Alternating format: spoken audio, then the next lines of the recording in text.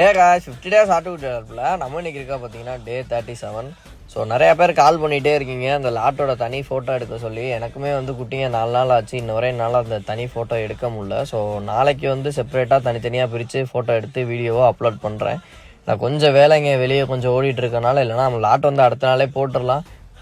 But ஆனால் இப்போ நம்மளுக்கு கொஞ்சம் அந்த பர்சனல் ஒர்க்லாம் கொஞ்சம் ஓடிட்டு இருக்கனால அந்த அளவுக்கு நம்ம இதை பார்க்க முடியல. காலைல சீக்கிரமே இருந்துச்சு, தீவனத்தை வச்சு விட்டு அப்படியே திருப்பி ஓடிடுறேன். திருப்பி நைட்டு வந்து தான் பார்க்குற மாதிரி இருக்குது. ஸோ வெள்ளையை பொறுத்தவரை நல்லாவே தெளிஞ்சுக்கிட்டாரு. ஸோ நம்ம அடுத்து டிவார்மிங் பண்ணிட்டோம். தீவனம் ஃபுல்லாக எல்லாம் எந்த அளவுக்கு நீங்கள் தண்ணி வைக்கிறீங்களோ அந்தளவுக்கு குட்டிங்க சீக்கிரம் வெயிட் கெயின் ஆகும். ஸோ பச்சை தண்ணி வந்து நிறையா வச்சு பழகுங்க.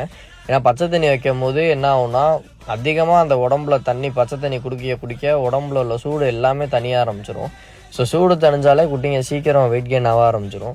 ஸோ அதே மாதிரி கொஞ்சம் இந்த மழை நேரத்தில் வந்து இந்த வெளியே கட்டுறது, இந்த ஈரத்தில் போகிறதெல்லாம் கொஞ்சம் இது பண்ணிக்கோங்க. ஏன்னா அதிகமாக வந்து குதிரை வலிப்பு, இந்த காணை இது மாதிரிலாம் நிறையா வருது. ஸோ அந்த காரணத்தினால கொஞ்சம் குட்டிங்களோ கெடாவோ மாடோ எதுவாக இருந்தாலும் கொஞ்சம் பத்திரமா பார்த்துக்குங்க. ஏன்னா மழை நேரத்தில் நம்ம பார்த்து கொண்டோம்னா வெயில் நேரத்திலலாம் அவங்களே இதாகிப்பாங்க. வெயில் நேரத்தில் நம்ம மெனக்கெடுன்ற அவசியமே இல்லை. ஸோ இந்த டைம்லேயே வந்து சம்மந்தமே இல்லாமல் மழை பெய்யுது, எப்போ மழை வருது எப்போ போகுதுன்றதே தெரிய மாட்டேங்குது. அதே மாதிரி இந்த கால்சியம் டானிக்கை பற்றி நிறையா பேருக்கு இருக்க டவுட் என்னென்னா, இப்போ நான் என்னையை கேட்டாங்கன்னா என்ன சொல்லுவேன்னா, காலையிலே ஈவினிங் 2 நேரம் போடலாம், அதனால் ஒன்றும் கிடையாது அப்படின்வேன். ஸோ சில பேர் வந்து காலையில் ஈவினிங் போட்டால் அதனால் குட்டிங்களுக்கு எதுவும் பிரச்சனை ஆயிருமா அப்படின்லாம் சொல்லி கேட்குறீங்க. அப்படிலாம் கிடையவே கிடையாது. கால்சியம் டானிக்கை பொறுத்தவரை நம்ம எப்போ வேணாலும் கொடுக்கலாம். ஸோ சில பேர் என்ன செய்வாங்கன்னா, அந்த தாதுப்பு கல் வாங்கி மாட்டி விட்டுப்பாங்க. ஸோ குட்டிங்க அதை போய் கடிச்சிட்டு இருக்க மாதிரி. ஸோ ஒரு குட்டி அதை கடிக்கும், ஒரு குட்டி கடிக்காது.